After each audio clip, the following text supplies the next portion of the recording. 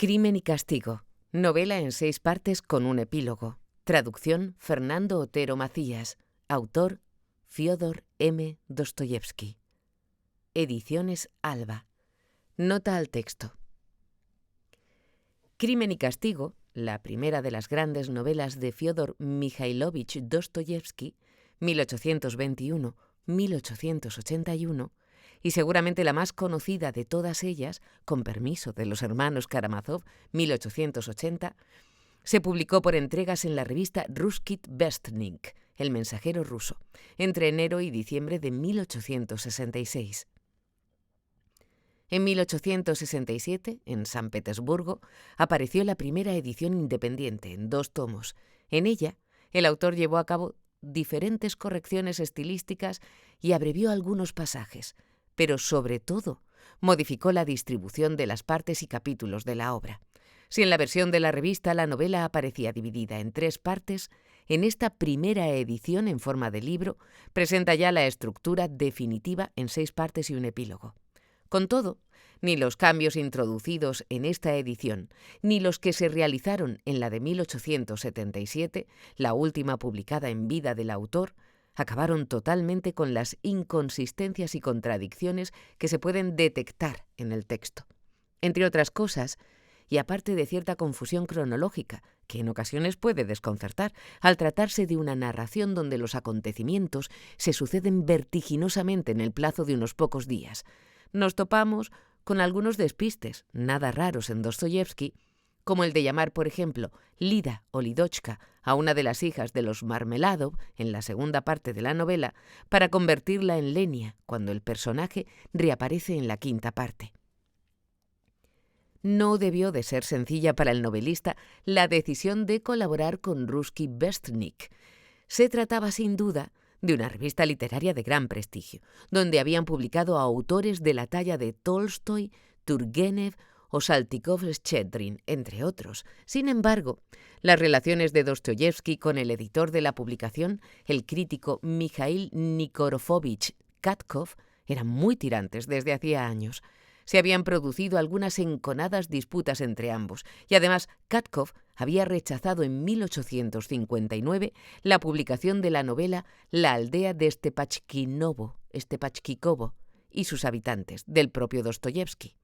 No obstante, en septiembre de 1865, tras haber recibido en los meses anteriores las negativas de 2 editores a los que había ofrecido una obra en la que estaba trabajando titulada Pianenkie, los borrachos, la obra nunca se terminó y acabaría incorporándose a Crimen y Castigo, y en vista de lo desesperado de su situación económica, lastrada por las deudas, las que él mismo había contraído y las que había tenido que asumir tras la muerte de su hermano Mijail en 1864, y por las severas pérdidas en los casinos europeos, Dostoyevsky escribió a Katkov proponiéndole la publicación de lo que por entonces iba a ser una novela breve, pero que ya incluía, a juzgar por los detalles del plan de trabajo que hizo llegar al editor, los elementos argumentales e ideológicos esenciales de Crimen y Castigo.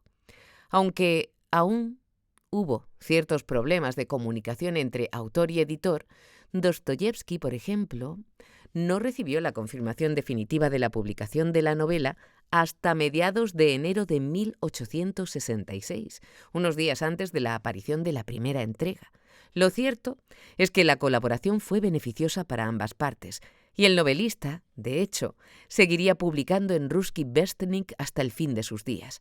En las páginas de esta revista vieron la luz nada menos que El idiota, Los demonios y Los hermanos Karamazov. Por lo que respecta a la elaboración de la novela, en el caso de Crimen y Castigo, como le ocurrió tantas veces a Dostoyevsky, a un largo y titubeante proceso de gestación, le siguió una redacción acelerada, a menudo frenética, aunque al parecer la idea de un relato en torno al concepto del hombre excepcional, del Napoleón al que todo se le permite, le rondaba ya desde hacía algunos años. No hay noticias de que empezara a trabajar efectivamente en la obra hasta el verano de 1865, después de sus fracasos editoriales con Los borrachos.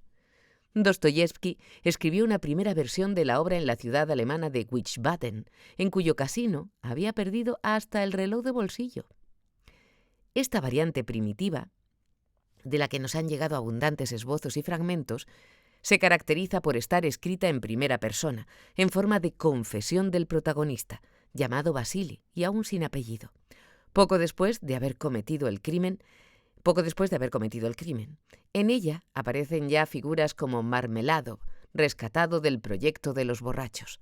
Sin embargo, en noviembre de 1865, tras su regreso a Rusia, el autor se sintió insatisfecho con el resultado de su trabajo y decidió reescribir íntegramente la novela, optando ahora por la tercera persona, lo que se traduciría en un aumento muy considerable del número de personajes y de episodios narrados y, en definitiva, en una extensión mucho mayor de la obra. La presente traducción se basa en el texto de la última edición corregida por Dostoyevski, según aparece en el tomo quinto de las obras completas en 15 tomos, publicado por la editorial Nauka en Leningrado, en 1989. Fernando Otero Macías. Primera parte. A primeros de julio, después de una jornada de calor sofocante, un joven abandonó al atardecer el cuartucho que tenía realquilado en la travesía S, bajó a la calle y, andando despacio, como titubeante, se dirigió al puente K. Afortunadamente, había podido evitar a su casera en las escaleras. Su cuarto estaba situado justo debajo de la cubierta de un edificio alto, de 5 pisos, y más parecía un armario que una vivienda. En cuanto a la patrona, que le había alquilado aquel cuartucho con servicio y pensión, vivía un piso más abajo, en un apartamento independiente, y cada vez que aquel joven salía a la calle, se veía obligado a pasar por delante de su cocina, que daba a las escaleras y estaba a todas horas abierta de par en par. Y siempre que pasaba por allí, experimentaba una enfermiza sensación de cobardía de la que se avergonzaba y que le hacía torcer el gesto. Estaba endeudado hasta las cejas con su casera y temía encontrarse con ella. No es que fuera especialmente cobarde y apocado, más bien al contrario, pero desde hacía algún tiempo se hallaba en un estado de irritabilidad y de tensión semejante a la hipocondría. Estaba hasta tal punto encerrado en sí mismo y apartado de todo el mundo, que recelaba de cualquier encuentro, ya no solo con su casera. Vivía angustiado por su pobreza, pero últimamente hasta sus estrecheces habían dejado de agobiarlo. Se había desentendido por completo de sus asuntos más urgentes y no quería saber nada de ellos. En el fondo, no había casera capaz de inspirarle temor, por mucho que tramase algo contra él. Ahora bien, tener que detenerse en las escaleras a escuchar los mayores disparates sobre todas aquellas sandeces y trivialidades que le traían al fresco. Su insistencia para que pagara, sus amenazas, sus quejas, mientras él buscaba la forma de escabullirse, de excusarse, de mentir. No, mejor escabullirse escaleras abajo como un gato y pasar de largo inadvertido. El caso es que en aquella ocasión, una vez en la calle, se había quedado asombrado de su pánico a encontrarse con su acreedora. ¿Con lo que me traigo entre manos? Que me preocupen semejantes naderías, pensó con una extraña sonrisa. Sí, uno tiene todo a su alcance y se queda con un palmo de narices por pura cobardía. Esto ya es un axioma. Es curioso ver lo que le da más miedo a la gente. Dar un nuevo paso, pronunciar una nueva palabra. Eso es lo que le da más miedo. Pero ya estoy divagando. Por eso no hago nada, porque me dedico a divagar. Aunque también podría ser al revés. Me dedico a divagar porque no hago nada. Este último mes he aprendido a divagar. Me paso los días muertos tumbado en mi rincón, pensando en las musarañas. En fin, ¿por qué tengo que ir ahora? ¿De verdad soy capaz de hacer eso? ¿De verdad me tomo eso en serio? Claro que no. No es más que una fantasía que me sirve de distracción, un pasatiempo. Sí, seguramente no es más que un pasatiempo. seguía haciendo un calor insoportable. Además, el sofoco, las apreturas, la cal por todas partes, la madera, los ladrillos, el polvo y ese olor tan característico del verano que conocen de sobra todos los habitantes de San Petersburgo que no disponen de medios para alquilar una dacha. La combinación de todo esto agitaba de un modo desagradable los nervios ya de por sí bastante alterados del joven. El hedor insoportable de las tabernas, especialmente abundantes en esta parte de la ciudad, y los borrachos, con los que se tropezaba cada 2 por 3, a pesar de ser un día laborable, completaban el triste y repulsivo colorido del cuadro. Un sentimiento de extrema aversión recorrió fugazmente las refinadas facciones del joven. Era, por cierto, extraordinariamente bien parecido, más alto que la media, delgado y esbelto, con el pelo castaño y unos preciosos ojos oscuros. Pero enseguida cayó en profundo ensueño, o para ser más precisos, en una especie de ensimismamiento, y siguió su camino sin reparar en lo que tenía a su alrededor y sin ningunas ganas de verlo. Solo muy de vez en cuando murmuraba algo para sus adentros, consecuencia de esa afición suya a los monólogos que él mismo acababa de confesarse. En esos momentos se daba cuenta de que las ideas se le embrollaban a veces y de que estaba muy débil. Apenas había probado bocado en 2 días. Iba tan mal vestido que cualquier otro en su lugar, hasta el hombre más desaliñado, se habría avergonzado de salir a la calle en pleno día con semejantes andrajos. Bien es verdad que en aquel barrio era difícil sorprender a nadie por la forma de vestir. La proximidad de la plaza Senaya, la abundancia de establecimientos de mala fama y la preponderancia de obreros y artesanos que se amontonaban en esas calles y callejones del centro de San Petersburgo aportaban tal variopintos motivos al panorama general que ninguna figura, por rara que fuese, llamaba especialmente la atención. Pero se había acumulado en el alma del joven un desprecio tan feroz que, a pesar de su delicadeza, a veces un tanto ingenua, lo que menos le preocupaba era exhibir sus harapos por la calle. Distinto habría sido si se hubiera encontrado con sus conocidos o con sus antiguos camaradas, a los que prefería no ver. No obstante, cuando un borracho al que estaban trasladando en ese momento, no se sabe a dónde ni por qué, en una gran telega tirada por un enorme percherón, le gritó de repente, señalando con el dedo al verlo pasar: tú, sombrerero alemán! El joven se paró en seco y se llevó febrilmente la mano al sombrero. Era un sombrero alto y redondo, de Zimmermann, aunque muy gastado y descolorido, lleno de agujeros y manchas. No tenía ala y estaba doblado hacia un lado de un modo horrible. Y sin embargo, no era la vergüenza, sino un sentimiento bien distinto, parecido al miedo, lo que se había apoderado del joven. «Lo sabía», murmuró turbado. «Lo sabía. Esto es lo peor de todo. Una tontería cualquiera, un detalle insignificante, puede echar a perder todo un plan. Si este sombrero es demasiado llamativo, es tan ridículo que llama la atención. Con estos pingajos que llevo, lo que necesito es una gorra, una de esas viejas y chafadas, y no este adefesio. Nadie lleva un sombrero así. Se reconoce a una versta. Cualquiera podría acordarse». Esa es la cosa, que luego se iban a acordar, y ahí ya tienen una pista. Hay que procurar llamar la atención lo menos posible. Los detalles son fundamentales. Son esos pequeños detalles los que siempre lo arruinan todo. No tenía que andar mucho. Sabía incluso cuántos pasos había desde el portón de su casa. Exactamente 730. En cierta ocasión los había contado, mientras iba enfrascado en sus ensoñaciones. Por entonces aún no tenía mucha fe en esos sueños suyos, y lo único que hacía era excitarse con su temeridad, monstruosa, aunque seductora. Pero ahora, al cabo de un mes, empezaba a ver las cosas de otro modo, y a pesar de sus irritantes monólogos sobre su debilidad y su falta de determinación, ya se había acostumbrado, casi sin querer, a considerar aquel sueño monstruoso un proyecto, aunque siguiera dudando de sí mismo.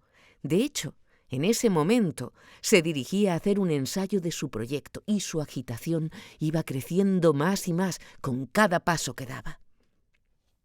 Con el corazón en un puño, presa de un temblor nervioso, se acercó a un inmenso caserón, una de cuyas fachadas se asomaba a un canal y la otra a la calle. El edificio estaba dividido en un sinfín de pequeñas dependencias, habitadas por toda clase de artesanos, sastres, cerrajeros, cocineras, alemanes varios, muchachas que vivían de su cuerpo, modestos funcionarios y demás.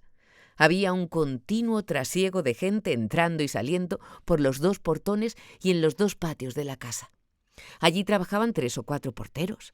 El joven se quedó encantado al no encontrarse con ninguno y sin pensárselo 2 veces atravesó discretamente el portón de la derecha, desde donde se dirigió a una de las escaleras.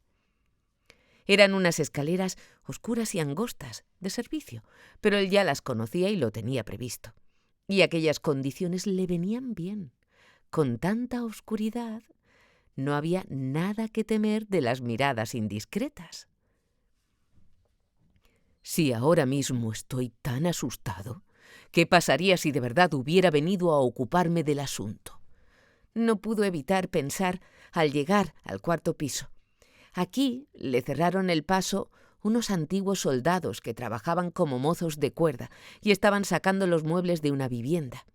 Sabía de antemano que allí vivía con su familia un empleado alemán. Si este alemán se muda, eso quiere decir que, por una temporada en el 4º piso, en el rellano de esta escalera, no va a haber más vivienda ocupada que la de la vieja. Eso está bien, por lo que pudiera pasar. Pensó una vez más y llamó a casa de la vieja. La campanilla tintineó tan débilmente que debía de ser de hojalata y no de cobre. En los pisos modestos de las casas como aquella solía haber esa clase de campanillas. Ya se había olvidado de su timbre tan peculiar, y en ese instante el tintineo debió de despertar con claridad algún recuerdo en él. El caso es que se sobresaltó. En aquellos momentos sus nervios estaban extremadamente debilitados. Poco después la puerta se entreabrió. A través de una diminuta rendija, la inquilina observó al recién llegado con evidente desconfianza, y lo único que se veía eran sus ojillos brillando en medio de las tinieblas. Pero, al percatarse de que había mucha gente en el rellano, perdió el miedo y abrió del todo. El joven entró en un oscuro vestíbulo dividido por un tabique, tras el cual había una diminuta cocina. La anciana guardaba silencio delante de él, mirándolo con aire inquisitivo. Era una viejecilla de unos 60 años, menuda y reseca, con unos ojillos penetrantes y maliciosos y una pequeña nariz puntiaguda. Tenía la cabeza descubierta, el pelo muy rubio y con algunas canas, estaba embadurnado de aceite. Un gastado chal de franela le envolvía el cuello largo y delgado cual pata de gallina. Y a pesar del calor, llevaba echada sobre los hombros una pelliza pelada y amarillenta. No hacía otra cosa que toser y quejarse. El joven debió de mirarla de un modo muy peculiar, pues volvió a aparecer en los ojos de la anciana una expresión de desconfianza. «Soy Raskolnikov, estudiante. Estuve aquí hace un mes», se apresuró a murmurar el joven, inclinándose a medias al recordar que tenía que ser amable. «Me acuerdo, Batiushka. Me acuerdo muy bien de que estuvo usted aquí», dijo la vieja articulando con claridad, sin apartar sus ojos inquisitivos del rostro del estudiante. «Pues bien, aquí me tiene otra vez, para un trato como aquel», respondió Raskolnikov, un tanto turbado y sorprendido por el recelo de la vieja. «Aunque también es posible que sea siempre igual y que la otra vez no me fijara», pensó con una sensación desagradable. La vieja no decía nada. Parecía estar reflexionando. Poco después se hizo a un lado y, señalando la puerta, dijo, cediendo el paso al visitante: Adelante, Batiushka. El pequeño cuarto en el que entró el joven, con las paredes empapeladas de amarillo, con geranios y cortinas de muselina en las ventanas, estaba vivamente iluminado en ese instante por el sol de poniente. También entonces, en buena lógica, tendrá que lucir así el sol. Le vino a la cabeza como por azar a Raskolnikov y echó un rápido vistazo por todo el cuarto, tratando de estudiar y retener, en la medida de lo posible, su disposición. Pero no había nada en él de particular. El mobiliario, muy vetusto, de madera amarillenta, constaba de un diván con un gran respaldo alabeado, una mesa redonda de forma ovalada enfrente del diván, un tocador con espejo en un entrepaño, unas sillas arrimadas a las paredes y 2 o 3 grabados baratos con marcos amarillos que representaban a unas señoritas alemanas con un pájaro en la mano. No había más muebles que esos. En un rincón, delante de un pequeño icono, ardía una lamparilla. Todo estaba limpísimo. Habían frotado los muebles y el suelo hasta sacarles brillo. Todo relucía. «Esto es obra de Elizabeta», pensó el joven. No había una mota de polvo en toda la vivienda. «Solo en casa de las viudas viejas y siniestras se ve tanta limpieza», siguió reflexionando Raskolnikov y miró de reojo, intrigado, la cortina de indiana que ocultaba la puerta de la segunda habitación. Un cuarto diminuto, ocupado por la cama de la vieja y una cómoda, al que todavía no se había asomado ni una vez. Toda la casa se reducía a esas 2 piezas. «¿Qué desea?», dijo con sequedad la vieja, que al entrar en el cuarto se había quedado parada delante de él, como antes, para poder mirarlo a la cara. He traído algo para empeñar. Aquí está». Y se sacó del bolsillo un viejo reloj plano de plata. En el dorso estaba representado el globo terráqueo. La cadena era de acero. «Pero ya ha vencido el plazo de su anterior empeño. Hace 3 días que se cumplió el mes». «Le pagaré los intereses de otro mes. Tenga un poco de paciencia». «Depende de mi santa voluntad, Batiushka, que tenga paciencia o que venda cuanto antes su prenda». «¿Me va a dar mucho por el reloj, Aliona Ivanovna?» «Vaya unas birrias que me traes, Batiushka. Esto no vale nada, date cuenta. La última vez le solté 2 billetitos por un anillo que se puede comprar nuevecito en una joyería por 1,5 rublos. «Deme 4 rublos, que lo rescataré. Era de mi padre. Muy pronto me va a llegar un dinero». 1,5 rublos y los intereses por adelantado, si le parece bien». «¿1,5 rublos?», exclamó el joven. «Usted verá». Y la vieja le devolvió el reloj. El joven lo tomó. Era tal su indignación que ya estaba dispuesto a marcharse. Pero enseguida recapacitó. Recordó que no tenía otro sitio a donde ir y que él estaba allí para otra cosa. «Venga», dijo en mal tono. La vieja se sacó unas llaves del bolsillo, pasó al cuarto y desapareció detrás de la cortina. El joven se quedó solo en mitad de la habitación y aguzó el oído pensativo. Oyó cómo la vieja abría la cómoda. «Tiene que estar en el cajón de arriba», dedujo. «Seguro que se guarda las llaves en el bolsillo derecho, todas en el mismo manojo, con un anillo de acero. Y hay una llave que es mayor que las otras, el triple de grande, y tiene paletón dentado. Esa no puede ser de la cómoda. Tiene que haber alguna otra caja, o puede ser de un cofre. Esto sí que me intriga. Los cofres tienen llaves así, pero qué degradante es todo esto». La vieja regresó. «Veamos, Batiushka. A 1 grivna por 1,5 rublos, por 1,5 rublos, me tiene que pagar 15 kopecks por el mes entrante. Además, por los 2 rublos de antes y con la misma cuenta, le toca pagarme 20 kopecks por adelantado. todo eso hace un total de 35 kopecks, de modo que ahora tengo que darle por su reloj un rublo con 15 kopecks. Aquí tiene. ¿Cómo? ¿Así que ahora es un rublo con 15 kopecks? Exactamente, señor. El joven no estaba dispuesto a discutir y cogió el dinero. Miraba a la vieja y no tenía prisa por marcharse. Era como si todavía quisiese decir algo, aunque ni él mismo sabía exactamente qué. Es posible, Aliona Ivanovna, que en unos días le traiga alguna cosa más, algo de plata, una bonita pitillera. En cuanto me la devuelva un amigo, se calló turbado. Ya hablaremos entonces, Batiushka. Adiós. ¿Y está usted siempre sola en casa, que es de su hermana? Preguntó con la mayor desenvoltura que pudo mientras pasaba al vestíbulo. ¿Y por qué quiere saber de ella, Batiushka? Por nada en particular, era solo por preguntar. Usted enseguida...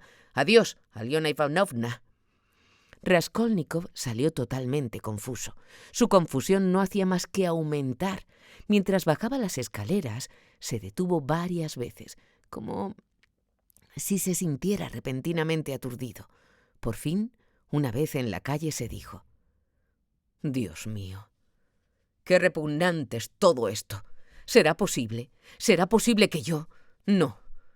Todo esto es un absurdo, un disparate», añadió con decisión. ¿Cómo se me habrá podido pasar por la cabeza algo tan horrible? En cualquier caso, ¿de cuánta inmundicia es capaz mi corazón? Sí, sobre todo eso, inmundicia, indecencia, vileza, vileza. Y he estado todo un mes, pero no atinaba a expresar ni con palabras, ni con exclamaciones, su agitación. Un sentimiento de repugnancia infinita, que había empezado a oprimir y turbar su corazón nada más salir de casa de la vieja, alcanzaba en estos momentos tales dimensiones y se manifestaba con tal intensidad que no sabía dónde meterse para escapar de su desgracia. Iba por la acera como borracho, sin fijarse en los transeúntes y tropezando con todo el mundo, y no se recobró hasta llegar a la siguiente calle. Echó un vistazo y advirtió que se encontraba al lado de una taberna a la que se accedía por unas escaleras que bajaban de la acera hasta el semisótano. En ese preciso instante, dos borrachos, sujetándose el uno al otro e insultándose, salieron por la puerta y subieron a la calle. De inmediato, sin pensárselo dos veces, Raskolnikov bajó las escaleras. Hasta ese momento jamás había puesto un pie en una taberna, pero ahora la cabeza le daba vueltas y se sentía torturado por una sed abrasadora. Se moría de ganas de tomarse una cerveza fría y además achacaba su repentina debilidad al hecho de que estaba hambriento. Se sentó a una mesa pringosa en un rincón sucio y oscuro, pidió cerveza y se bebió el primer vaso con avidez. Sintió un alivio inmediato y se le aclararon las ideas. «¡Qué bobada!», se dijo esperanzado. «No hay que preocuparse. Ha sido un mero trastorno físico. Un simple vaso de cerveza, un pedazo de pan seco y ya está. En un momento se fortalece el cerebro, se aclara la mente, se reafirma la voluntad. Bah, qué cosa más insignificante. Pero, a pesar de tal actitud de desprecio, tenía ya un aire más alegre, como si se hubiera liberado repentinamente de una carga atroz, y miraba con ojos amistosos a los presentes. No obstante, incluso en esos momentos, intuía vagamente que la buena disposición no dejaba de ser enfermiza. A esas horas había poca gente en la taberna, además de aquellos dos borrachos con los que se había cruzado en las escaleras. Detrás de ellos había salido toda una cuadrilla en tropel, como 5 hombres y una muchacha con un acordeón. Tras su marcha, el local parecía más tranquilo y despejado. Quedaban allí un individuo bebido, aunque no en exceso, sentado delante de su cerveza, con aspecto de menestral. Su compañero, un tipo grueso, enorme, con sibirca y barba canosa, borracho como una cuba, que dormitaba en el banco y de vez en cuando, como entre sueños, empezaba de pronto a chasquear los dedos, extendía los brazos y sacudía el torso sin levantarse del asiento, al tiempo que tarareaba cualquier bobada, tratando de recordar versos como estos. Todo el año mimando a la mujer, todo el año mimando a la mujer. O despertándose súbitamente una vez más. Yendo por la calle Podiacheskaya, he visto pasar a mi antiguo amor. Pero nadie compartía su alegría. Su taciturno camarada recibía semejantes explosiones con evidente hostilidad y con escepticismo. Había otro hombre en la sala, con apariencia de funcionario cesante. Estaba sentado aparte, delante de una pequeña frasca, bebiendo de vez en cuando a pequeños sorbos y mirando a su alrededor. También él parecía algo inquieto. Raskolnikov no estaba habituado a las multitudes y, como ya se ha dicho, evitaba la vida social, especialmente en los últimos tiempos. Pero ahora, de pronto, se sentía impelido a acercarse a la gente. Algo insólito parecía estarle pasando, algo que lo llevaba a experimentar una especie de afán de compañía. Estaba agotado después de un largo mes de intensa melancolía y lúgubre excitación. Le apetecía reposar, aunque no fuera más que un minuto, en un mundo distinto, el que fuese, y a pesar de la suciedad del ambiente, se encontraba muy a gusto en aquella taberna. El dueño del establecimiento estaba en otra dependencia, pero cada 2 por 3 bajaba a la sala por unas escaleras. Lo primero que se veían eran sus elegantes y lustrosas botas con unas anchas vueltas rojas. Llevaba una podiopka y un chaleco de raso negro, increíblemente mugriento, sin corbata, y parecía que tuviera toda la cara untada de aceite, como un cerrojo de hierro. Un mozalbete de unos 14 años atendía al mostrador, y había además otro chico más joven que servía a lo que le iban pidiendo. Se ofrecían rajas de pepino, rebanadas de pan negro seco y pequeñas tajadas de pescado. Todo apestaba. En ese ambiente tan cargado se hacía imposible aguantar mucho tiempo, y estaba todo tan impregnado de vapores de alcohol que bastaba con respirar para embriagarse en 5 minutos. A veces, cuando nos encontramos con unos completos desconocidos, sentimos curiosidad por ellos, nada más verlos, de buenas a primeras, sin necesidad de cruzar una sola palabra. Esa fue ni más ni menos la impresión que produjo en Raskolnikov el cliente que estaba sentado a cierta distancia, con aire de funcionario cesante. Más tarde, el joven se acordaría en varias ocasiones de esa primera impresión e incluso la atribuyó a un presentimiento. Miró con insistencia a aquel funcionario, en parte naturalmente porque él tampoco le quitaba la vista de encima, y se notaba que tenía ganas de entablar conversación. A las demás personas que había en la taberna, sin excluir al propio tabernero, el funcionario los miraba con cierta apatía y hasta con desdén, y al mismo tiempo con un matiz de altiva condescendencia, como si se tratara de gente de condición y educación inferiores con las que él no tenía nada que tratar. El hombre pasaba ya de los 50 años. Era de estatura mediana y complexión fornida, canoso y con una gran calva, con el rostro de un tono amarillento y hasta verdoso, abotargado por el alcohol. Tenía los párpados hinchados y debajo de ellos brillaban con viveza unos ojillos enrojecidos, diminutos como 2 ranuras. Pero había algo muy extraño en él. Se advertía en su mirada una llama de exaltación, puede que también de sentido e inteligencia, si bien no faltaban en ella al mismo tiempo destellos de locura. Vestía un viejo frac negro, completamente zarrapastroso, al que se le habían ido cayendo los botones. Solo le quedaba uno, y ese lo llevaba abrochado, en un deseo evidente de preservar un resto de decencia. Por debajo del chaleco de narquín asomaba una pechera, toda arrugada, cubierta de manchas y lamparones. Tenía la cara afeitada, como un funcionario, pero hacía ya tiempo que no se rasuraba, y una cerrada sombra de barba gris empezaba a apuntar en ella. También en sus modales se advertía cierto aplomo burocrático. Pero estaba nervioso. se alborotaba el pelo y a veces, presa de la angustia, hundía la cabeza en las manos, con los codos harapientos apoyados en la mesa grasienta y pegajosa.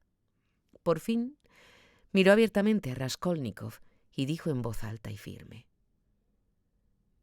«¿Me permite la osadía, honorable señor, de dirigirme a usted con ánimo de entablar una conversación decente? Pues si bien no es el suyo un aspecto particularmente digno de respeto, la experiencia me induce a ver en usted a un hombre instruido y escasamente dado a la bebida. Siempre he respetado la instrucción cuando va unida a los sentimientos cordiales y yo, por otra parte, soy consejero titular. Marmeladov, así mi apellido, consejero titular. Me atrevo a preguntarle, ¿ha servido usted como funcionario?» «No, estoy estudiando», contestó el joven, un tanto sorprendido por el tono particularmente ampuloso de las palabras del hombre y por haberse dirigido a él tan abiertamente, a bocajarro, a pesar del momentáneo deseo de compañía humana, de la clase que fuera, que acababa de sentir, en cuanto alguien le dirigía efectivamente la palabra. Tenía su habitual sensación, tan desagradable como irritante, de aversión por cualquier desconocido que lo abordase o que sencillamente intentase relacionarse con él. «Un estudiante, pues, o un antiguo estudiante», exclamó el funcionario. «Justo lo que pensaba. Es mi experiencia, señor mío, mi larga experiencia». Y en señal de jactancia se llevó un dedo a la frente. «Usted ha sido estudiante o ha frecuentado alguna institución académica, pero permítame». Se puso de pie, titubeó, cogió su frasca y su vaso y fue a sentarse al lado del joven, situándose algo de través. Estaba borracho, pero hablaba con elocuencia y viveza, si bien perdía el hilo de su discurso y se le trababa la lengua. Se inclinaba sobre Raskolnikov con verdadera avidez, como si llevara un mes sin hablar con nadie. «Honorable señor», empezó a decir casi con solemnidad, «la pobreza no es un vicio. Esa es la verdad. También sé que la embriaguez, con más razón aún, no es una virtud. Sin embargo, honorable señor, la indigencia sí es un vicio. En la pobreza todavía se conserva la nobleza de los sentimientos innatos. En la indigencia, en cambio, nadie conserva nunca esa nobleza. Los indigentes no es que los ahuyenten a palos, sino que los barren a escobazos de la compañía humana para que resulte más humillante. Y así debe ser, pues en la indigencia yo soy el primero que estoy dispuesto a humillarme. Y de ahí mi afición a la bebida.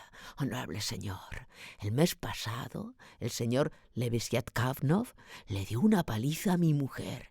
Y mi mujer no es como yo, ¿me comprende, señor?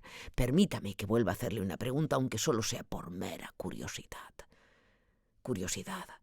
¿Alguna vez ha pasado la noche en el Nevá, en una barcaza de heno? No, nunca, respondió Raskolnikov. ¿Por qué? Verá, señor, de allí vengo yo, y son ya 5 noches. Se llenó el vaso, lo vació de un trago y se quedó pensativo. En efecto, su ropa y hasta su pelo llevaba adheridas algunas briznas de heno. Era más que probable que no se hubiera cambiado ni se hubiera lavado en 5 días. Las manos, coloradas, con las uñas negras, las tenía particularmente sucias y grasientas. Su conversación parecía despertar el interés general, aunque era un interés desganado. Los mozos del mostrador empezaron a soltar risitas. El patrón, por lo visto, había bajado a propósito del cuarto de arriba para escuchar al gracioso y se había sentado algo apartado, bostezando con indolencia, pero con dignidad. Era evidente que hacía mucho que conocían allí a Marmeladov. Muy probablemente el gusto de éste por los discursos alambicados fuera consecuencia de su costumbre de entablar conversación con el primer desconocido que aparecía por la taberna. Para muchos borrachos, esta costumbre acaba convirtiéndose en una necesidad, sobre todo para aquellos a los que juzgan severamente y tratan a palos en su propia casa. De ahí que cuando están en compañía de otros bebedores, traten continuamente de justificarse y, si es posible, de ganarse su consideración. «A ver, gracioso», dijo el patrón en voz alta. «¿Cómo es que no trabajas? ¿Por qué no estás en tu puesto si eres funcionario?» «¿Que por qué no estoy en mi puesto, buen señor?», respondió Marmeladov, dirigiéndose en exclusiva a Raskolnikov, como si la pregunta se la hubiera formulado él. «¿Que por qué no estoy en mi puesto? ¿Acaso no me duele el alma? ¿En el alma ver cómo me arrastro inútilmente? Cuando el señor Lebeziatnikov, hace un mes, pegó a mi mujer con sus propias manos mientras yo estaba borracho como una cuba, ¿acaso no sufrí? Permítame, joven. ¿Nunca se ha visto usted en un caso de tener que pedir dinero prestado en vano?» «Sí, pero ¿cómo en vano?» «Sí, totalmente en vano, sabiendo de antemano, señor, que uno no va a conseguir nada. Imagínese, por ejemplo, que usted ya sabe positivamente que cierto individuo, un ciudadano modélico e integrérrimo, no va a prestarle dinero bajo ningún concepto. Pues me pregunto, ¿para qué se lo iba a prestar? Si sabe perfectamente que no va a devolvérselo. ¿Por compasión? Pues el señor Lebeziatnikov, que está al tanto de las nuevas ideas, explicaba el otro día que en nuestros tiempos la compasión está hasta prohibida por la ciencia. Y eso es lo que hacen ahora en Inglaterra, donde impera la economía política. ¿Por qué iba a prestar dinero ese señor?, le pregunto. Pues bien, aún sabiendo de antemano que no lo va a prestar, hay que ponerse en marcha y... «Pero, ¿por qué quiere ir?», le interrumpió Raskolnikov. «Porque no tengo a quién recurrir ni a dónde acudir, porque todo el mundo necesita tener a dónde ir, porque llega un momento en que uno siente la imperiosa necesidad de ir a alguna parte. Cuando mi hija unigénita fue por primera vez a recoger el pasaporte amarillo, yo fui con ella, porque mi hija tiene el pasaporte amarillo, señor», añadió entre paréntesis, mirando al joven con cierta desazón. «No pasa nada. No, señor, no pasa nada», se apresuró a decir con aparente calma, cuando les entró la risa a los dos mozos del mostrador y el propio patrón se sonrió. «No pasa nada. Esos gestos que hacen con la cabeza no pueden turbarme, pues todo el mundo está al corriente de eso, y no hay nada encubierto que no haya de ser manifestado. Y no lo miro con desprecio, sino con humildad. Así sea, así sea. He aquí el hombre. Con su permiso, joven, ¿podría usted...? Pero no. Hay que expresarlo de un modo más fuerte, más elocuente. No es cuestión de si podría usted, sino de si se atrevería usted, mirándome en este instante, a afirmar rotundamente que no soy un cerdo». El joven no respondió. «Muy bien», siguió diciendo el orador con aplomo y hasta con mayor dignidad en esta ocasión, después de esperar a que cesaran las risas en la sala. «Muy bien. Así sea. Yo soy un cerdo y ella es una señora.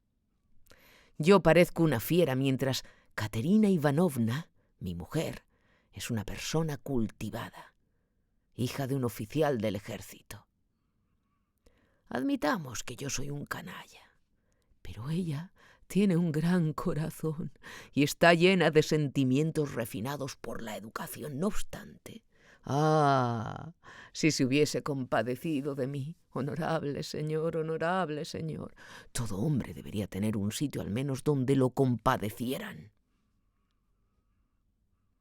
Todo hombre debería tener un sitio al menos donde lo compadecieran. Y Katerina Ivanovna, a pesar de su magnanimidad, es una dama injusta. Y aunque me doy perfecta cuenta de que cuando me tira del pelo lo hace tan solo por lástima, pues no me avergüenzo de repetirlo. Esa mujer me tira del pelo, joven, aseguró con redoblada dignidad, después de haber oído nuevamente unas risitas. Pero si ella, Dios mío, al menos una vez, no. Todo es inútil. Es hablar por hablar, es hablar por hablar. Pues más de una vez mi deseo se ha visto satisfecho, más de una vez se ha compadecido de mí, pero así soy yo. Soy un animal sin remedio. —¿Y tanto? —comentó el patrón con un bostezo. Marmeladov dio un puñetazo enérgico en la mesa. —Sí, así soy yo. ¿Sabe usted, señor mío, que me he bebido hasta sus medias? No sus zapatos, porque esto formaría parte hasta cierto punto del orden de las cosas, sino sus medias. Sus medias me he bebido, señor, y su esclavina de piel de cabra también me la he bebido. Una que le habían regalado hacía mucho y que era de su propiedad, no era mía. Y vivimos en un cuartucho helado, y este invierno ha cogido frío y ha empezado a toser y a escupir sangre. Tenemos 3 niños pequeños y Katerina Ivanovna trabaja de la mañana a la noche fregando y limpiando y lavando a los niños, pues está habituada a la limpieza desde su más tierna infancia y tiene el pecho delicado, con propensión a la tisis, y yo bien que lo siento. ¿Cómo no iba a sentirlo? Y cuanto más bebo, más lo siento. Por eso mismo bebo, buscando en la bebida sentimiento y compasión. No busco alegría. Y apoyó la cabeza en la mesa en un gesto de desesperación. Joven, prosiguió, levantando la cabeza de nuevo. Me parece advertir en su semblante cierto dolor. En cuanto entró, ya tuve esa impresión. Por eso mismo, inmediatamente me he dirigido a usted. Porque al hacerle partícipe de la historia de mi vida, no tengo intención de ponerme en ridículo delante de estos haraganes, que en cualquier caso ya la conocen en detalle, sino que busco a un hombre sensible y educado. Sepa que mi mujer se educó en una respetable escuela provincial para señoritas de la nobleza, y al concluir sus estudios bailó con el chal delante del gobernador y de otras personalidades, en virtud de lo cual fue premiada con una medalla de oro y recibió un certificado acreditativo. La medalla se vendió hace ya tiempo. Bien. El certificado aún lo guarda en su baúl y hace poco se lo enseñó a la patrona. Aunque está todo el santo día discutiendo con la patrona, deseaba jactarse ante quien fuera y rememorar los días felices del pasado. Yo no la juzgo, pues lo único que le queda son sus recuerdos y todo lo demás se lo ha llevado el viento. Sí, es una mujer vehemente, orgullosa y firme. Ella misma friega el suelo y se alimenta de pan negro, pero no permite que nadie le falte al respeto. Por eso no estaba dispuesta a tolerar las groserías del señor Lebeziatnikov, y cuando éste la golpeó por ese motivo, tuvo que guardar cama, no tanto por los golpes recibidos como por razones sentimentales. Ya era viuda cuando me casé con ella, con 3 hijos a cual más pequeño. Con su primer marido, un oficial de infantería, se había casado por amor. Se había fugado con él de casa de sus padres. Amaba con locura a aquel hombre. Pero él se dio al juego. Fue a juicio. Y en esas estaba cuando murió. Al final él le pegaba. Y aunque ella no se lo consentía, cosa que sé positivamente gracias a una serie de documentos, aún hoy lo recuerda con lágrimas en los ojos y no deja de compararme con él. Pero yo me alegro de que, aunque solo sea en su imaginación, se crea que alguna vez fue feliz. A la muerte de su marido, se quedó a vivir con sus 3 hijos pequeños en un distrito remoto y salvaje, donde yo me hallaba por aquel entonces, en una situación de miseria tan desesperada que yo, aunque he visto de todo, no tengo ánimos para describir. Todos sus parientes la dieron de lado, pero era orgullosa, demasiado orgullosa. Y entonces, honorable señor, entonces yo, que también estaba viudo y tenía una hija de 14 años de mi primera mujer, le ofrecí mi mano. Pues no podía verla sufrir de ese modo. Juzgue usted mismo a qué grado no llegarían sus desgracias para que una mujer como ella, instruida y formada y de una familia notable, aceptara casarse conmigo. Llorando y sollozando y retorciéndose las manos, se casó conmigo. No tenía dónde ir. ¿Entiende usted? ¿Entiende, honorable señor, lo que significa no tener a dónde ir? No. Eso todavía no lo puede entender. Durante todo un año cumplí con mi deber honrada y santamente. Y esto ni lo toqué. Rozó con el dedo la frasca de medio Stuff. Porque tengo sentimientos. Pero aún así no pude complacerla. Y en estas perdí mi puesto, aunque tampoco fue por culpa mía, sino por ciertos cambios en el personal. Y entonces sí que me di a la bebida. Pronto va a hacer 1 año y medio desde que finalmente, después de innumerables calamidades y continuas peregrinaciones, nos vimos en esta grandiosa capital, embellecida por incontables monumentos, y aquí encontré un puesto. Lo encontré y volví a perderlo. ¿Me entiende, señor? Aquí sí que lo perdí por mi culpa, pues afloró este rasgo mío. Ahora vivimos en un cuchitril. Nuestra patrona es Amalia Fyodorovna Lipewechel. Ahora, ¿de qué vivimos y con qué pagamos? Eso sí que no lo sé. Residen allí numerosos inquilinos aparte de nosotros. Es un verdadero pandemonio, señor, un desbarajuste. Sí. Y entre tanto ha crecido la hija que tuve del primer matrimonio y que lo ha tenido que soportar de su madrastra. Lo que ha tenido que soportar de su madrastra esta hija mía según ha ido creciendo, mejor me lo callo. Porque Katerina Ivanova, si bien está llena de sentimientos magnánimos, es una dama impulsiva e irascible y no se contiene. Sí, pero de nada sirve recordarlo ahora. Como puedes suponer, Sonia carece de instrucción.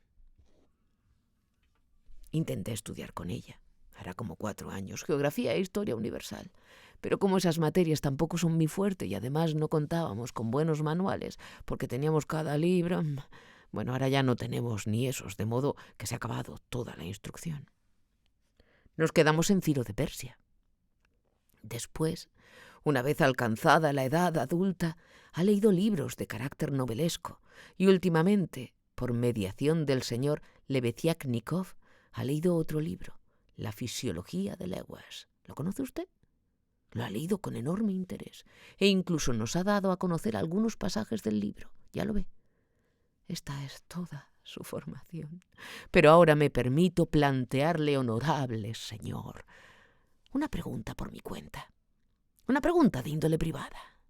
En su opinión, ¿una muchacha pobre pero honrada puede ganar mucho con su trabajo?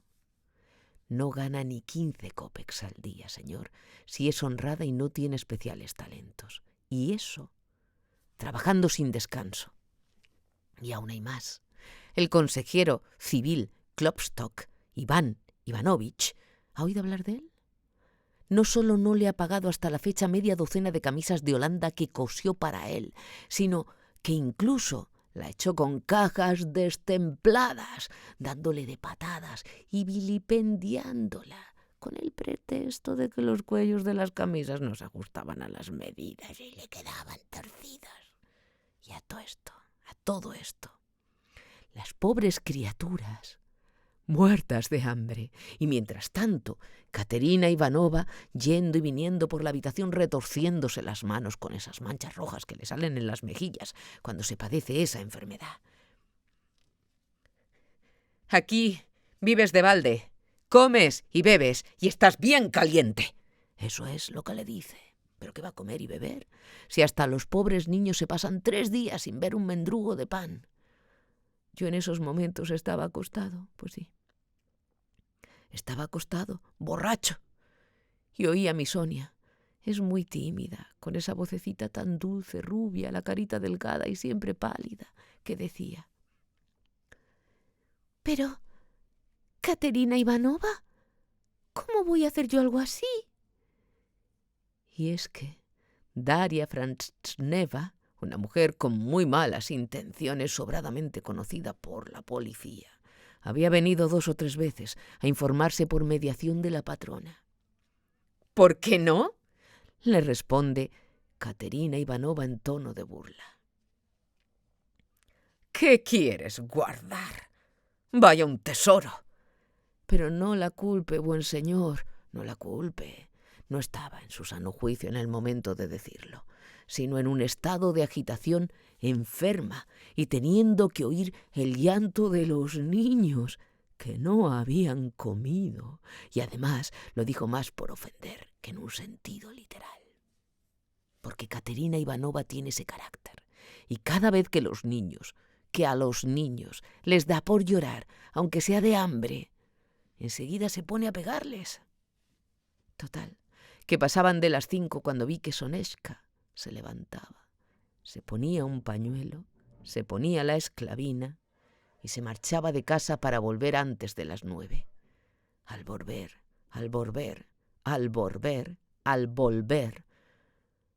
fue derecha a ver a Katerina Ivanovna y sin decir nada le dejó 30 rublos en la mesa. No abrió la boca. Ni siquiera la miró. Se limitó a coger un chal verde y grande de drap de dames. Tenemos un chal de drap de dames en casa, compartido. Se cubrió con él la cabeza y el rostro y se echó en la cama, de cara a la pared. Pero los frágiles hombros y el cuerpo le temblaban sin parar y yo seguía acostado en el mismo estado de antes. Y entonces, joven, vi cómo después de esto, Katerina Ivanovna, también sin decir nada, se acercó a la cama de Soneczka y allí se quedó toda la noche, arrodillada a su lado, besándole los pies sin querer levantarse, hasta que las 2 se durmieron juntas, abrazadas. Las 2 juntas, las 2, sí señor, y yo mientras tanto, borracho en la cama, señor. Marmeladov se quedó callado, como si le hubiera fallado la voz. Después se llenó el vaso precipitadamente, bebió y carraspeó. Desde entonces, señor mío, prosiguió después de una pausa, desde entonces, debido a un desagradable incidente y a la denuncia de una serie de personas mal intencionadas, en todo lo cual ha tornado parte activa Daria Frantsnevska, porque según ella no la habían tratado con el debido respeto. Desde entonces, debido a un desagradable incidente y a la denuncia de una serie de personas malintencionadas, en todo lo cual ha tornado parte activa Daria Frantsnevska, porque según ella no la habían tratado con el debido respeto. Desde entonces, mi hija Sofía Semyonovna se ha visto obligada a llevar el pasaporte amarillo y por este motivo no ha podido seguir viviendo con nosotros. Pues la patrona, Amalia Fyodorovna, no estaba dispuesta a consentirlo, y ya antes había apoyado a Daría Frantsevna.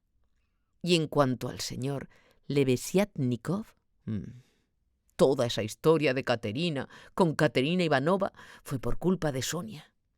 Al principio, él andaba detrás de Sonechka, hasta que de repente salió a relucir su amor propio. Un hombre de mi educación, ¿cómo va a vivir en la misma casa que una mujer de su calaña? Pero Katerina Ivanovna no se amilanó, salió en defensa de ella. Bueno, y pasó lo que tenía que pasar. Ahora Sonechka viene a vernos, sobre todo a la caída de la tarde, y le echa una mano a Katerina Ivanovna, y nos ayuda en la medida de sus posibilidades. Vive de alquiler en casa del sastre Kapernaumov. Le ha alquilado un cuarto. Kapernaumov es cojo y tartamudo, y sus numerosos parientes son todos tartamudos también, lo mismo que su mujer. Viven todos en el mismo cuarto, pero Sonia tiene uno propio, separado por un tabique. Sí, es una gente de lo más pobre, y todos tartamudos, sí. Total, que me levanto una mañana, me pongo mis harapos, levanto las manos al cielo y me dirijo a ver a su excelencia Iván Afanasievich. ¿Conoce usted a su excelencia Iván Afanasievich? ¿No? ¿No? Entonces, no conoce usted a un santo varón. Es como cera, cera ante el rostro del Señor, como la cera se derrite. Se le saltaban las lágrimas después de oírlo todo. Bien, Marmeladov, me decía, ya has defraudado una vez mis expectativas. Voy a hacerme nuevamente responsable de ti. Eso me dijo. No lo olvides, dijo. Puedes retirarte. Besé el polvo de sus pies con el pensamiento, porque en la realidad no me lo habría permitido un alto dignatario como él y un hombre imbuido de políticas, ideas modernas e ilustradas. Volví a casa y en cuanto anuncié que me reincorporaba al servicio y que iba a cobrar un sueldo, Dios mío, la que se montó. Marmeladov, muy agitado, volvió a hacer una pausa. En ese momento entraba de la calle toda una partida de bebedores que ya venían borrachos, y se oyeron las notas de un organillo alquilado y la voz cascada de un chiquillo de 7 años cantando la alquería. Había mucho ruido. El tabernero y los mozos atendieron a los recién llegados. Marmeladov, sin prestarles atención, prosiguió su relato. Parecía muy debilitado, pero cuanto más borracho estaba, más parlanchín se volvía. Los recuerdos de su reciente triunfo en el trabajo parecían haberlo reanimado y hasta se reflejaban en su semblante con una especie de resplandor. Raskolnikov escuchaba atentamente. Esto fue hace 5 semanas, mi buen señor, sí. En cuanto se enteraron ellas dos, Katerina Ivanovna y Sonechka, me sentí transportado, Dios mío, al reino celestial. Antes estaba ahí tirado como una bestia y todo eran insultos. En cambio, ahora entran de puntillas, procuran hacer callar a los niños. Semyon Sayarayich ha venido fatigado del trabajo y necesita descansar, chitón. Me preparan café antes de ir a trabajar y nata hervida. Han empezado a ponerme nata de verdad, óigame bien. Y lo que no puedo entender es cómo habrán reunido el dinero para un vestuario decente. 11 rublos con 50 kopecks. Las botas, las pecheras de calicó, espléndidas. El uniforme, por 11 rublos y medio. Tiene todo un aspecto imponente.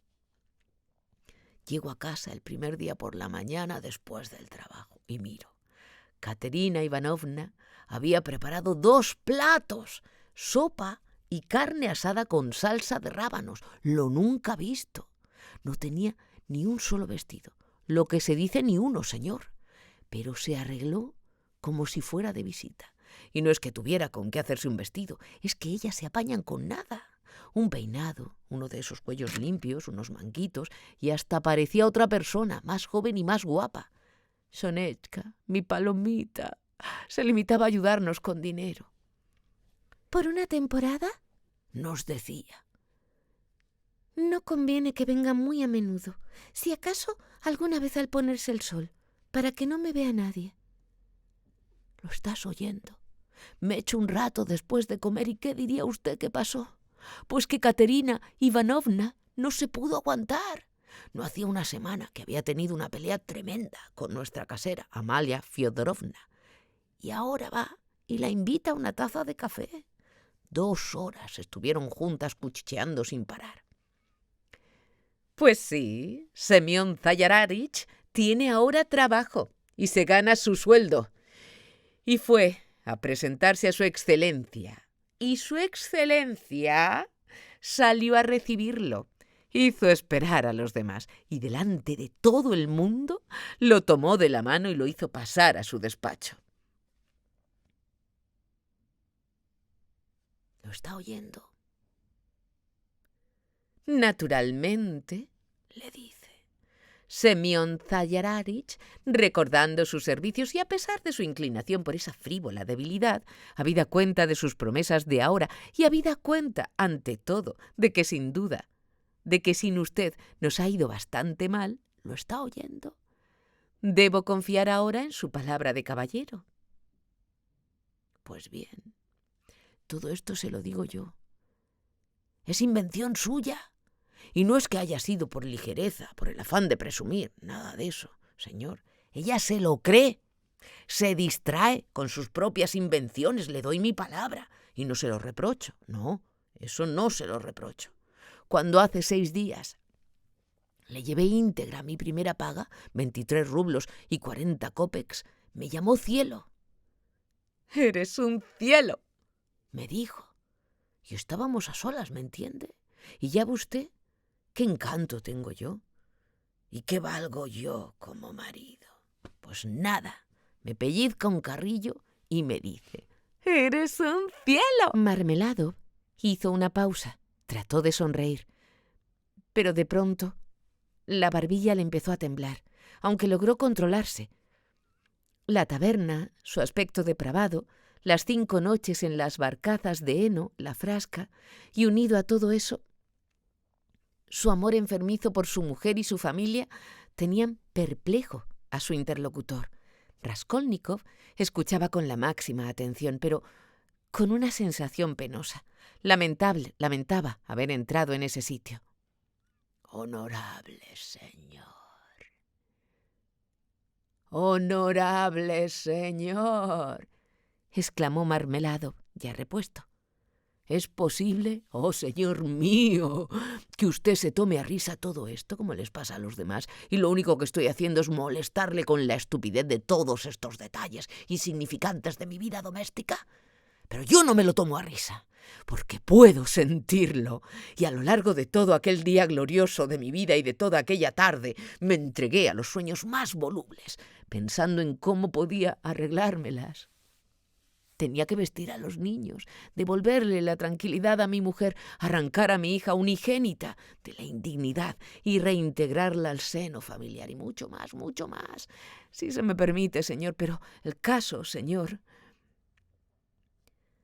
Marmeladov de pronto pareció estremecerse, levantó la cabeza y miró fijamente a su interlocutor. El caso es que al día siguiente, después de todos esos sueños, es decir, hace 5 días justos a la caída de la tarde, valiéndome de una artimaña como ladrón en la noche, le robé a Katerina la llave del cofre. Saqué lo que quedaba del salario que había llevado a casa, ya no recuerdo cuánto era, y ahora mírenme todos ustedes. Llevo 5 días fuera de casa y allí me están buscando, y he perdido el empleo, y mi uniforme se quedó en una taberna en el puente egipcio. A cambio me dieron esta ropa. Y todo está perdido. Marmeladov se dio un golpe con el puño en la frente, apretó los dientes, cerró los ojos y se apoyó firmemente con el codo en la mesa. Pero al momento la expresión le cambió súbitamente y con una especie de malicia estudiada y de impertinencia fingida, miró a Raskolnikov, se echó a reír y dijo: «Hoy he estado en casa de Sonia. He ido a pedirle de beber».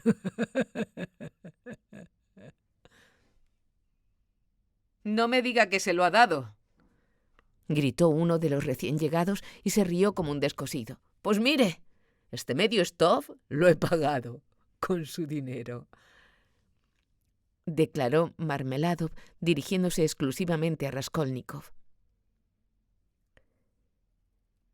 30 kopecks me ha dado, con sus propias manos. Los últimos que tenía. Yo mismo lo he visto. No ha dicho nada. Se ha limitado a mirarme en silencio. Esas cosas no se ven en la tierra, sino allá arriba. Sufren por los hombres, lloran, pero no los condenan. No los condenan. Pero así duele más. Duele más, señor, cuando no te condenan. 30 kopecks, eso es, señor. ¿Qué pasa? Si ahora le hacen falta a ella, ¿eh? ¿Qué piensa usted, mi querido señor? Porque ella ahora tiene que cuidar su aseo. Y ese aseo cuesta un dineral.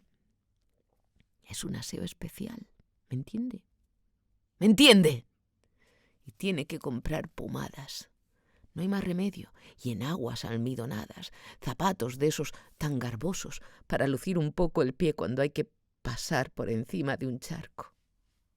¿Entiende usted, señor, lo que supone tanto aseo? Pues ya lo ve. Resulta que yo, su propio padre, le he sacado 30 kopecks para emborracharme. Y me los estoy bebiendo. Y ya me los he bebido. Así que, ¿quién va a compadecerse de un hombre como yo? ¿Se compadece usted ahora de mí, señor, o no se compadece? Dígame, señor, ¿le doy a usted pena o no?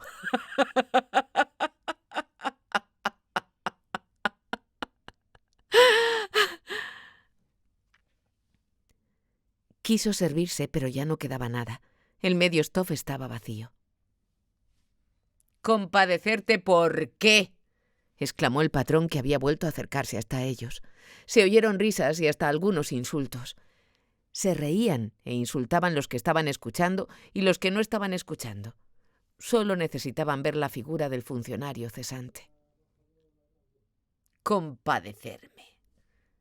¿Por qué iban a compadecerme?», bramó de repente Marmeladov, poniéndose de pie con el brazo extendido hacia el frente, decididamente inspirado, como si solo hubiera estado esperando oír estas palabras. «Compadecerme. ¿Por qué iban a compadecerme?», bramó de repente Marmeladov, poniéndose en pie con el brazo extendido hacia el frente, decididamente inspirado, como si solo hubiera estado esperando oír esas palabras. «¿Dices que por qué tienen que compadecerme? Es verdad, no soy digno de compasión. Lo que tienen que hacer es crucificarme, clavarme en una cruz y no compadecerme. ¡Crucifícalo, juez! ¡Crucifícalo! Y una vez crucificado, compadécelo. Y entonces yo mismo iré para ser crucificado. Pues no es alegría lo que ansío, sino lágrimas y aflicción. ¿Qué te crees, vendedor? ¿Que este medio stuff tuyo me ha proporcionado placer? ¡Aflicción! Aflicción es lo que buscaba en el fondo del vaso. Lágrimas y aflicción, y las he probado y las he encontrado. Y se compadecerá de nosotros aquel que se ha compadecido de todos los hombres, aquel que ha comprendido a todos los hombres, que ha comprendido todo, aquel que es el único y también el juez. Vendrá ese día y preguntará: ¿dónde está la hija que se ha sacrificado por una madrastra tísica y malvada, por unas criaturas nacidas de otra madre? ¿Dónde está la hija que se ha compadecido de su padre terrenal, un borracho despreciable, sin temor de su brutalidad? Y dirá: ven a mí, ya te he perdonado una vez, te he perdonado una vez, y ahora tus muchos pecados te son perdonados, pues tú has amado mucho. Y perdonará a mi Sonia, la perdonará, ya sé que la perdonará. Hace un rato, cuando estuve en su casa, lo sentí en mi corazón, y a todos los juzgará y los perdonará, a los buenos y a los malos, a los sabios y a los mansos. Y cuando haya acabado con todos, entonces nos llamará a nosotros diciendo: acercaos vosotros también, acercaos los bebedores, acercaos los débiles, acercaos los desvergonzados. Y nosotros nos acercaremos sin reparo y nos detendremos ante Él y nos dirá: sois unos cerdos, estáis hechos a imagen de la bestia y marcados con su sello. Pero acercaos vosotros también, y exclamarán los sabios, exclamarán los sensatos: Señor, ¿por qué los acoges? Y Él dirá: los acojo sabios, los acojo sensatos, porque ni uno solo de ellos se ha juzgado digno de eso, digno de esto. Y extenderá sus brazos hacia nosotros, y nosotros nos postraremos ante Él, y romperemos a llorar, y lo comprenderemos todo. Entonces lo comprenderemos todo, y todos lo comprenderán. También Katerina Ivanovna, también ella lo comprenderá. Venga a nosotros tu reino, Señor. Se desplomó en el banco, exhausto e impotente, sin mirar a nadie, como ajeno a todo lo que lo rodeaba y profundamente pensativo. Sus palabras habían causado cierta impresión. Por un momento se hizo el silencio, pero no tardaron en estallar de nuevo los gritos y los improperios. «Ha dicho que disparates, el funcionario», y etcétera, etcétera. «Vámonos, señor», dijo de pronto Marmeladov, levantando la cabeza y dirigiéndose a Raskolnikov. «Acompáñeme». En casa de Kossel, entrando por el patio. Ya es hora de que vuelva con Katerina Ivanovna. Hacía ya un buen rato que Raskolnikov quería marcharse, y él mismo había pensado en ayudar a Marmeladov. A este las piernas le flaqueaban bastante más que el habla, y apoyó todo su peso en el joven. Tenían que recorrer 200 o 300 pasos. A medida que se acercaban a la casa, la turbación y el temor del borracho iban en aumento. «Ahora no es Katerina Ivanovna quien me da miedo», mascullaba nervioso. «Ni que empiece a tirarme del pelo el pelo. ¿A quién le importa el pelo? Eso es lo que le digo. Casi es mejor cuando me tira del pelo. No es eso lo que me da miedo. Son sus ojos los que me dan miedo. Sí, sus ojos. También me dan miedo esas manchas rojas en las mejillas y además su respiración me da miedo. ¿Te has fijado en cómo respiran las personas que tienen esa enfermedad cuando están excitadas? También me da miedo el llanto de los niños, porque si Sonia no les ha dado de comer entonces... No sé yo. Los golpes, en cambio, no me dan miedo. Que sepas, señor, que esa clase de golpes no solo no me hacen daño, sino que disfruto con ellos. No podría pasarme sin ellos. Es mejor así. Que me pegue es un alivio. Mejor así. Ahí está mi casa. La casa de Kossel. De ese cerrajero alemán, un hombre rico. Guíame. Atravesaron el patio y subieron al cuarto piso. Cuanto más subían, más oscura estaba la escalera. Ya eran casi las 11, y aunque en esa época del año en San Petersburgo no hay plena noche, en lo alto de las escaleras la oscuridad era completa. Al final de las escaleras, en lo más alto, había una puerta pequeña y ahumada y se encontraba abierta. Un cabo de vela iluminaba una habitación miserable de unos 10 pasos de largo. Era visible en su totalidad desde el vestíbulo. Reinaba el desorden y había cosas por todas partes, sobre todo ropas de niño. En el rincón del fondo habían tendido una sábana llena de agujeros. Detrás de ella, con seguridad, habría una cama. En el cuarto, como tal, se veían únicamente 2 sillas y un sofá forrado de hule, destrozado, delante del cual había una vieja mesa de cocina de madera de pino sin pintar y sin cubrir. En un extremo de la mesa, en una palmatoria de hierro, había un cabo de vela de sebo ya consumido. Así pues, los Marmeladov tenían una habitación para ellos solos. No un mero rincón, pero era una habitación de paso. La puerta que daba a los otros cuartos, o más bien las jaulas que componían el piso de Amalia Lippewechsel, estaba entreabierta. Se oían ruidos y gritos. La gente se reía a carcajadas. Por lo visto estaban jugando a las cartas y tomando té. De allí llegaban a veces palabras escasamente ceremoniosas. Raskolnikov identificó enseguida a Katerina Ivanovna. Era una mujer terriblemente consumida, delgada, bastante alta y esbelta, con una cabellera castaña, todavía hermosa. Sus mejillas, efectivamente, estaban cubiertas de manchas rojas. Se paseaba de un lado a otro de la pequeña habitación, oprimiéndose el pecho con las manos. Tenía los labios agrietados y su respiración era desigual y entrecortada. Había en sus ojos un brillo febril, pero la mirada era dura e inmóvil. Y aquel rostro tísico y agitado, a la luz mortecina del cabo de vela ya consumido, producía una penosa impresión. A Raskolnikov le pareció que tendría unos 30 años, y en verdad Marmeladov y ella hacían una extraña pareja. No había sentido su llegada ni había reparado en su presencia. Estaba como abstraída en sus pensamientos, sin ver ni oír. La atmósfera en el cuarto estaba muy cargada, pero tenía las ventanas cerradas, olía muy mal en las escaleras, a pesar de lo cual la puerta de entrada estaba abierta. De las habitaciones interiores llegaban, a través de la puerta entornada, oleadas de humo de tabaco. La mujer tosía, pero no se le había ocurrido cerrar del todo la puerta. La niña más pequeña, que tendría 6 años, dormía en el suelo, medio sentada, con el cuerpo encorvado y la cabeza hundida en el sofá. El chico, 1 año mayor que ella, lloraba y temblaba en un rincón. Seguramente acababan de darle unos azotes. En cuanto a la hija mayor de unos 9 años, alta y delgada como una cerilla, vestía una camisola llena de agujeros y llevaba, echada sobre los hombros desnudos, una ajada capa de drap de dames que debían de haberle cosido un par de años antes, porque ahora no le llegaba ni a las rodillas. Estaba en un rincón, al lado de su hermanito, rodeándole el cuello con su brazo largo y esquelético como un palo.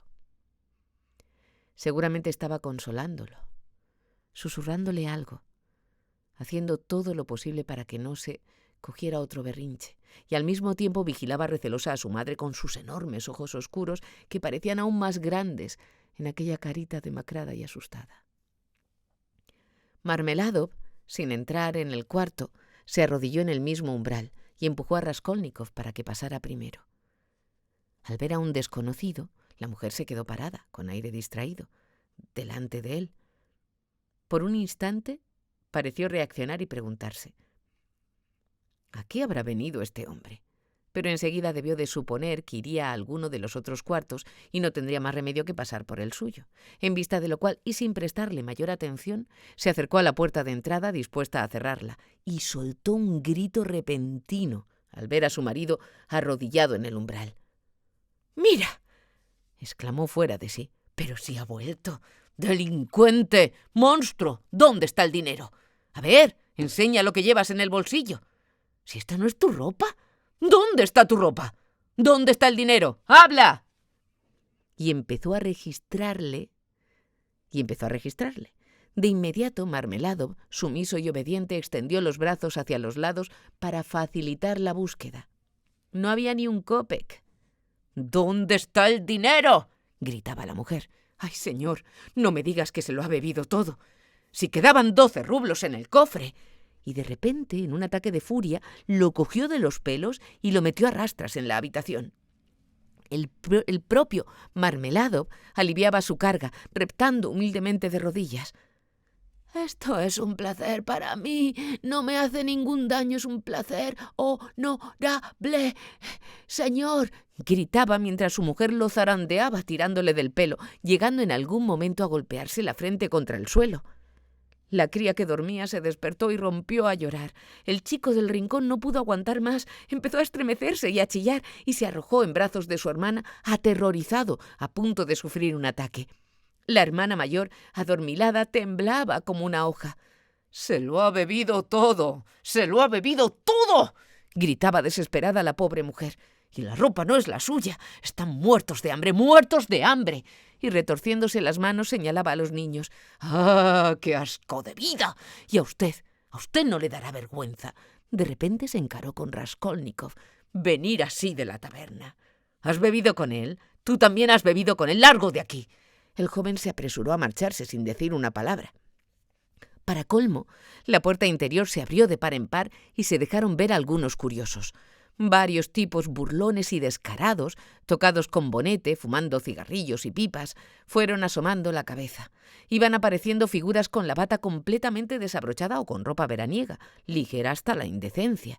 Otras tenían cartas en la mano. Se rieron de muy buena gana cuando Marmeladov, arrastrado por los pelos, gritó que eso era un placer para él. Empezaron incluso a entrar en el cuarto. Por fin se oyó un grito ominoso. Era Amalia Lippewechsel en persona, abriéndose paso para restaurar el orden a su manera y amedrentar a la pobre mujer, ordenándole en un tono insultante que dejara la habitación al día siguiente. Antes de salir, Raskolnikov aún tuvo tiempo de llevarse la mano al bolsillo, reunir las pocas monedas que le habían dado en la taberna como vuelta del rublo y depositarlas inadvertidamente en un ventanuco. Más tarde, una vez en las escaleras, se lo pensó mejor y estuvo a punto de volver. «Menuda tontería he hecho», pensó. «Ellos tienen a Sonia y a mí me hace falta». Pero considerando que ya no podía recuperar el dinero y que de todos modos, aunque hubiera podido, tampoco lo habría hecho, con un gesto de resignación decidió volver a casa. Además, Sonia necesita las pomadas, siguió diciéndose a sí mismo, yendo por la calle con una sonrisa sarcástica. Ese aseo cuesta un dineral. Y a lo mejor hoy Sonetchka está en la ruina, porque en estas cosas siempre hay un riesgo. La caza mayor, la minería del oro. En ese caso, sin mi dinero mañana no tendrían un pedazo de pan que llevarse a la boca. Bien por Sonia. Han encontrado una verdadera mina y le sacan partido, y tanto que le sacan partido. Y se han acostumbrado. Han llorado por ella y se han acostumbrado. A todo se acostumbra el hombre, el muy canalla. Se quedó pensativo. Pero... ¿y si no es verdad?, exclamó de pronto sin querer. ¿Y si en realidad el hombre no es un canalla, así en general? Quiero decir, toda la raza humana. En ese caso, todo lo demás son prejuicios, son solo temores fingidos, y no hay ningún límite. Y así es como tiene que ser.